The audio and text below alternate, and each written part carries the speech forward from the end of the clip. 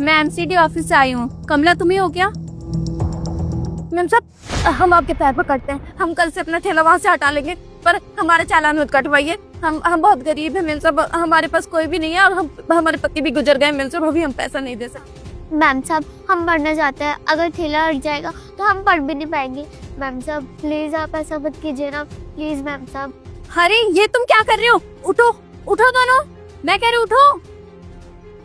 अरे मैं कोई चालान वालान काटने नहीं आई हूँ, मैं एमसीडी ऑफिस से आई हूँ। और हाँ, तुम दोनों को ना शाम में सर ने बुलाया है, तो आ जाना टाइम से।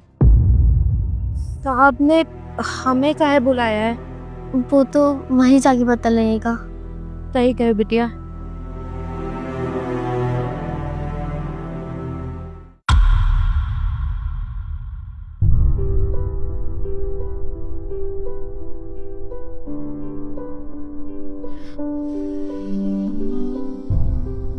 पता नहीं क्यों बुलाया यहाँ पे। पता नहीं मम्मा, बस वो लोग आती हूँ। हमारे किस्मत में पता नहीं कब इतना बड़ा घर होगा ना भाभी, जरूर होगा। देवर जी आप यहाँ कैसे? और आप यहाँ काम करते हैं क्या? नहीं भाभी, मैं यहाँ कोई काम वाम नहीं करता। देख के तो ऐसे ही लग रहा है, अमीर हो गए हैं आप। काफी सूट बूट पहना हुआ है, नजर ना लगे, बहुत अच्छे लग रहे हैं आप। शुक्रिया भाभी। दरअसल बात क्या है ना, आपको मैंने यहाँ बुलाया, और इस शहर का नया एमसीडी ऑफिसर मैं ही हूँ। अरे ये तो बहुत अच्छी बात है, हम लोगों की मेहनत सफल हो गई तुम पर। तुम बड़े आदमी बन गए, तुम्हारे भैया का सपना साकार कर दिया तुमने। भाभी ये सब जो कुछ हुआ ना, वो सब आप ही की वजह से हुआ। भाभी हमें ना कुछ बात करनी थी आपसे। बताइए देवर जी। समझ नहीं आ रहा कैसे बोले, पर अब भैया के जाने के बाद आप ही हैं जिनसे हम अपने मन की बात कर सकते हैं। वो भाभी बात यह है कि हमारी जो पढ़ाई यहाँ होनी थी ना, वो पूरी हो चुकी है।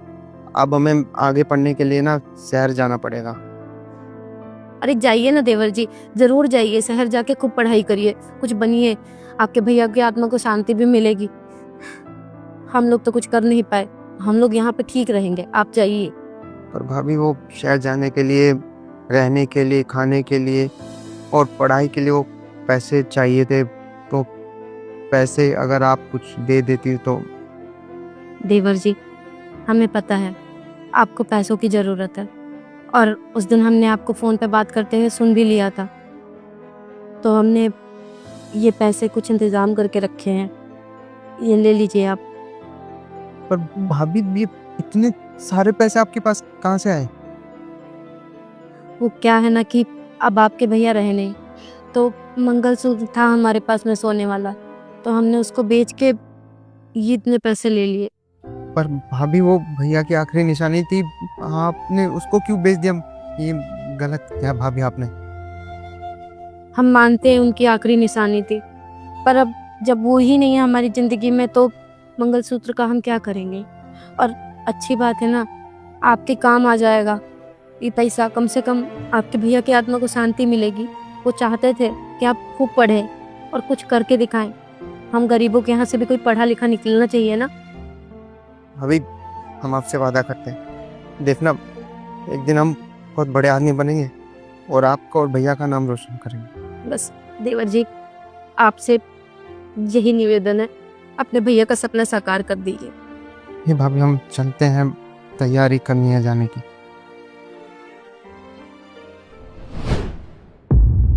अभी आपने जो मेरे लिए किया ना, कोई और होता तो शायद नहीं कर पाता, और आपका ये एहसान ना मैं जिंदगी भर नहीं बोल पाऊंगा। अभी भैया के जाने के बाद, उस वक्त जब मुझे आपके लिए कुछ करना चाहिए था, छोटी के लिए कुछ करना चाहिए था, मैं मतलबी होकर बस अपने सपनों के पीछे भागता रहा, सब छोड़ के चला गया। एक बार भी ये नहीं सोचा कि मेरे पीछे से भाभी कैसे रहेंगी, छोटी कैसे रहेंगी, क्या करेंगी, कैसे खाएंगी पिएंगी, कुछ नहीं सोचा। अभी आपने सिर्फ अपना नहीं, एक भाई का, माँ का, बाप का सब फर्ज निभाया, और आपने जो मेरे लिए किया ना, वो शायद मेरे माँ बाप भी नहीं कर पाते। कभी कभी तो लगता है ना भाभी कि आप कोई साधारण औरत नहीं है, लगता है जैसे कोई देवी का अवतार लेके इस कलयुग में आई है। अरे देवर जी, आपने तो बहुत चीज़ें बोल दी हमें। हम ऐसा कुछ नहीं है, बस हमने अपना फर्ज निभाया है और उनका सपना था, बस हमने थोड़ी सी मदद करके साकार करवाया है और कुछ नहीं। हमें तो बहुत खुशी हो रही है कि अब हमारे घर में भी कोई अफसर बन गया है। अरे देवर जी, आपको नहीं पता आपने हमारा कितना बड़ा सपना साकार किया है। भगवान आपको खूब तरक्की दे और हमारी नाक इतनी ऊंची कर दे कि हम बता नहीं सकते। हमारी बिटिया अब स्कूल जा पाएगी। और देवर जी, हम बस डर गए थे, हमने कहा कहीं हमसे कोई गलती तो नहीं हो गई, बस हम आपसे माफी मांगने के लिए आए थे। हमें नहीं पता था कि आप ही निकलेंगे यहाँ पे अफसर। ये तो आपका बड़प्पन है भाभी, जो आप ऐसी बातें कर रही हैं। और आपने कहा ना कि ये तो आपका फर्ज था, तो मेरा भी कुछ फर्ज है और मुझे भी वो निभाना पड़ेगा ना।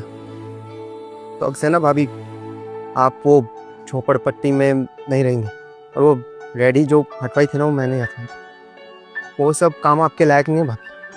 अब से आप अपने इस घर में रहेंगे और हमारी छोटी के जो भी सपने हैं ना, बड़े स्कूल में पढ़ना, बड़े बड़े अच्छे अच्छे खिलौने लेना, जो भी इसकी इच्छाएं हैं, वो सब पूरी करेगा इसका चाचा। देवर जी, आपको हमारी ढेर सारी दुआएं लगेंगी। आपने हमारे साथ साथ हमारी बेटी का भी जिंदगी बना दिया। चाचू, आप तो बहुत बड़े इंसान बन गए। तो चलिए छोटी, तुम्हें तुम्हारा घर दिखाते हैं।